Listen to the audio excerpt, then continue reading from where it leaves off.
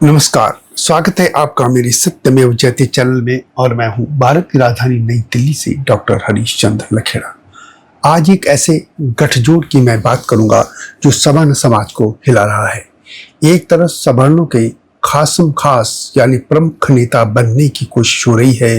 UGC आदेश के खिलाफ दिल्ली के रामलीला मैदान में महा आंदोलन करने की कोशिश हुई, गिरफ्तारियां दी गई, सड़क पर संघर्ष किया गया और इसमें एक नेता थे राज शेखावत, क्षत्रिय कर्णी सेना के राष्ट्रीय अध्यक्ष।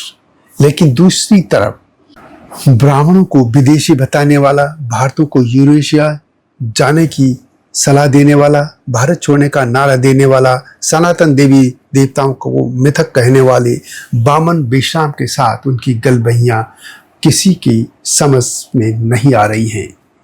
बामसेब के इस गालीबाज से शेखावत की दोस्ती कब से और कैसे हो गई, आइए इसी पर मैं बात करते हैं। आप जानते हैं कि भारत का एक बड़ा वर्ग यूजीसी आदेश का विरोध कर रहा है। दिल्ली के रामलीला मैदान में भी कुछ संगठनों ने एक रैली करने की कोशिश की, उसमें शेखावत भी शामिल थे। लेकिन उसी दौरान एक फोटो वायरल हुई जिसमें शेखावत और बामन बेशराम एक साथ भोजन करते हुए दिखाई दे रहे हैं। और इस फोटो के वायरल होते ही पूरे सोशल मीडिया में शेखावत के खिलाफ लोगों का गुस्सा फूट पड़ा। वैसे यह कोई पहली घटना नहीं है। राज शेखावत पहले भी बामन बेशराम के साथ मंच शेयर कर चुके हैं। 2024 में एक वायरल वीडियो आया था जिसमें शेखावत ने बेशराम का जूठा पानी एक ही बोतल से पिया था और तब कहा था छुआछूत का अंत। पुणे में बेशराम के घर पर शाही भोज हुआ जहां शेखावत ने उन्हें पिता तुल्य बड़ा भाई कहा। बामसेब ने कहा था क्षत्रियों की लड़ाई में हम साथ हैं। लेकिन अब ये महाभोज ये जब का भी हो, लेकिन फोटो वायरल अब हुई है। यूजीसी आंदोलन के ठीक बीच में जब एक समाज, एक सवर्ण सड़क पर है, एक समाज सवर्णों का आंदोलनरत है, तब ब्राह्मणों को गाली देने वाला या गालीबाज इस नवबौद्ध अम्बेडकरवादी नेता के साथ शेखावत की गलबैयां कहां से जायज मानी जा सकती हैं। बामन बेशराम कौन है? बामसेब का राष्ट्रीय अध्यक्ष है, नवबौद्ध अम्बेडकरवादी है और लोग बताते हैं कि काशीराम ने उसे पार्टी से, अपने संगठन से बाहर कर दिया था।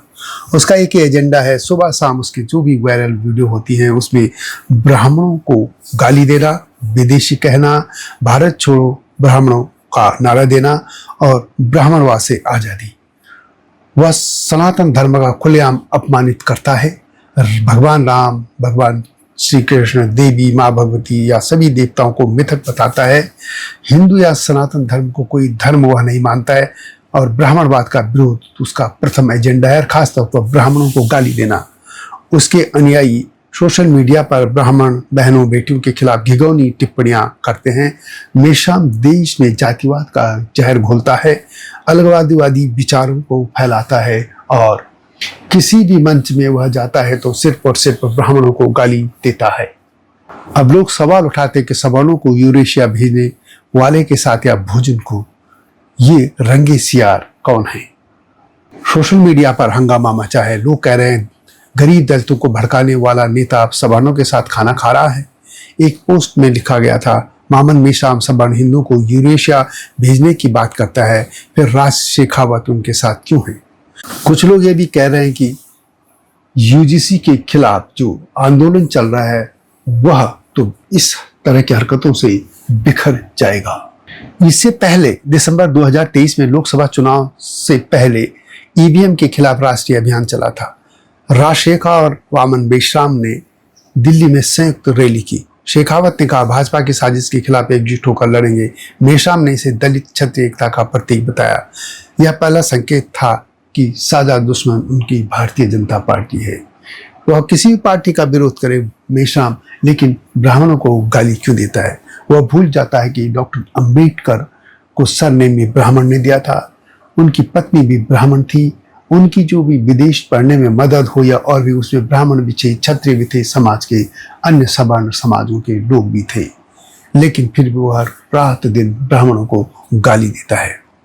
लेकिन सवाल है कि जब मेश्राम ब्राह्मणों को भारत छोड़ो कहता है तब शेखावत चुप क्यों रहते हैं। इसी तरह फरवरी 2024 पुणे में वामसिक मुख्यालय में शेखावत ने मेश्राम का जूठा हुआ पानी पिया था, जैसे मैंने पहले भी कहा, और यह वायरल हुआ था ये वीडियो।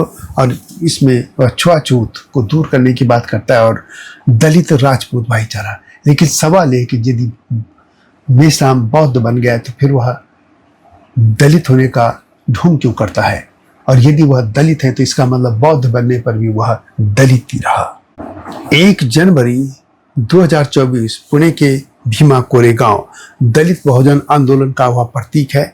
शेखावत ने 500 शहीदों को श्रद्धांजलि जय मूल निवासी का नारा लगाया, मेश्राम के साथ मंच साझा किया, जहां हिंदू संगठनों को फूट डालने वाला बताया।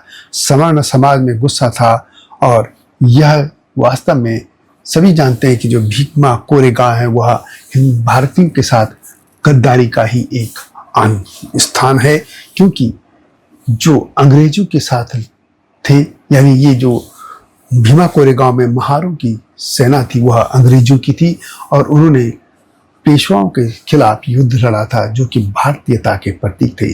भारत में जो भी प्रथम स्वतंत्रता आंदोलन हो या कोई भी रानी झांसी की या अन्य की जो लड़ाइयाँ हुई थी, उसमें अंग्रेजों के खिलाफ लड़ने वालों को शहीद या देशभक्त माना जाता है और अंग्रेजों का साथ देने वालों को गद्दार।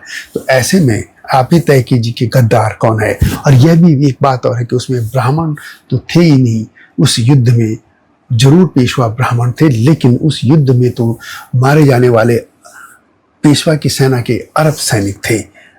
और इसको बाद में वामपंथियों ने और इन नीम भीम की जोड़ी ने मिलकर ब्राह्मणों के साथ युद्ध की घटना में बदल दिया और यह कहा कि महारों ने ब्राह्मणों को हराया था, जबकि यह सब झूठ है। ऐसे आंदोलन को शेखावत समर्थन देते हैं। इसी तरह एक और अन्य घटना है। मार्च 2025 में महाराष्ट्र विधानसभा चुनाव से पहले नागपुर में संयुक्त प्रेस कॉन्फ्रेंस हुई थी। इसमें शेखावत ने मेश्राम को सामाजिक न्याय का योद्धा कहा। मेश्राम ने सवर्ण आरक्षण के खिलाफ बयान दिए, लेकिन शेखावत के साथ एकता मार्च निकाला।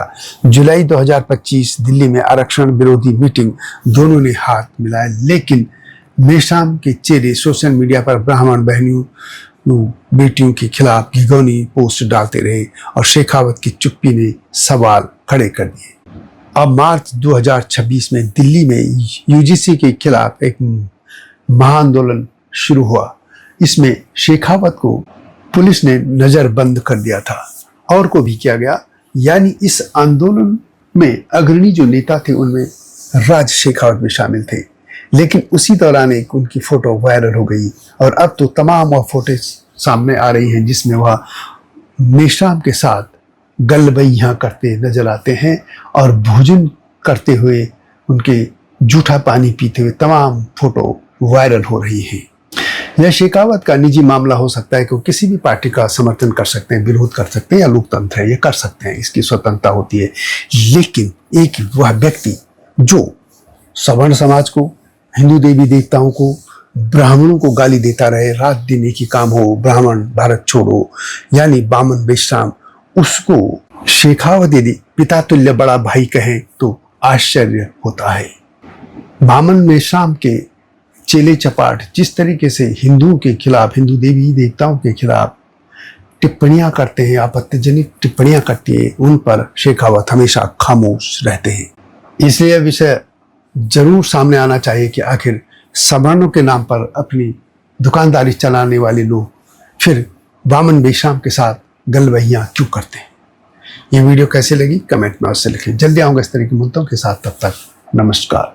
हिमालय पे पेड़ हो तो गीत गाएंगी नदियाँ, गीत गाएंगी नदियाँ। पेड़ों पे चिड़िया है तो गीत गाएंगी नदियाँ, पेड़ों पे चिड़िया है तो गीत गाएंगी नदियाँ। माँ की लोरी जैसे होते हैं नदियों के गीत।